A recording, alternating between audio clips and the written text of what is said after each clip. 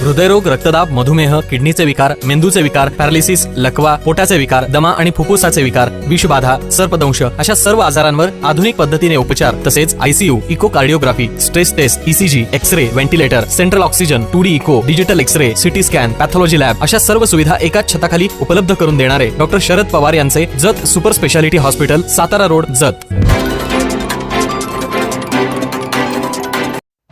जत जिल्हा सांगली येथे काँग्रेस पक्षाच्या वतीने खासदार निलंबित केलेल्या कृत्याचा भाजपच्या विरोधात जोरदार निदर्शने. भारतीय संसद ही देशाची सर्वोच्च संस्था आहे. हिवाळी अधिवेशन सुरू असताना संसद भवनाची सुरक्षा भेदून 2 तरुणांनी लोकसभेमध्ये स्मोक हल्ला केला. ही घटना राष्ट्रीय सुरक्षेच्या दृष्टीने अत्यंत गंभीर स्वरूपाची असल्याने या संदर्भात केंद्रीय गृहमंत्री यांनी संसदेत निवेदन करण्याची मागणी करणाऱ्या 142 खासदारांचे भाजप सरकारने निलंबन केले. त्यांच्या निषेधार्थ जत तालुका काँग्रेस पक्षाच्या वतीने जत तालुका काँग्रेस पक्षाचे तालुकाध्यक्ष माननीय बाबासाहेब कोडक यांच्या नेतृत्वाखाली निषेध आंदोलन करण्यात आले.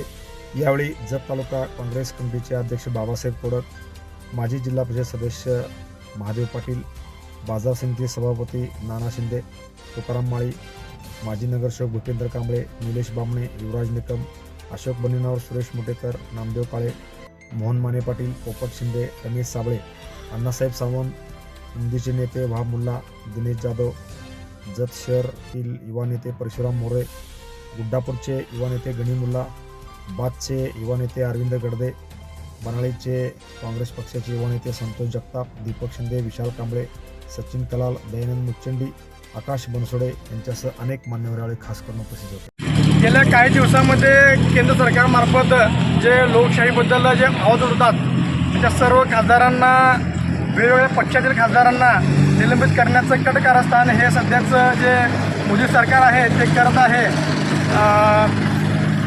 जे संसदेमध्ये जे घुसखोरी करण्याचा प्रयत्न करत होते त्याबद्दल विविध खासदारांनी आवाज उठवला.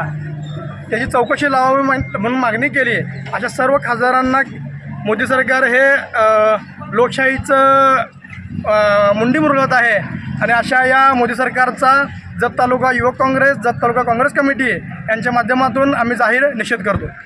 केंद्रातील असणाऱ्या सरकारने अधिवेशन चालू असताना काही घुसखोर संसद भवनामध्ये शिरले खरोखर एवढी निंदनीय बाब आहे की देशाच्या सर्वोच्च सभागृहामध्ये अधिवेशन चालू असताना घुसखोर शिरेपर्यंत ते सरकार झोपेचं सोंग घेतल्यासारखं वाटतंय. केंद्रीय मंत्री अमित शहा यांनी या सभागृहामध्ये त्याच्या कुठल्याही प्रकारे खुलासा केला नाही आणि विरोधी पक्षाचे जवळजवळ 28 पक्षाचे खासदार त्यांनी त्यांना विचारलं, बाबा एवढे देशात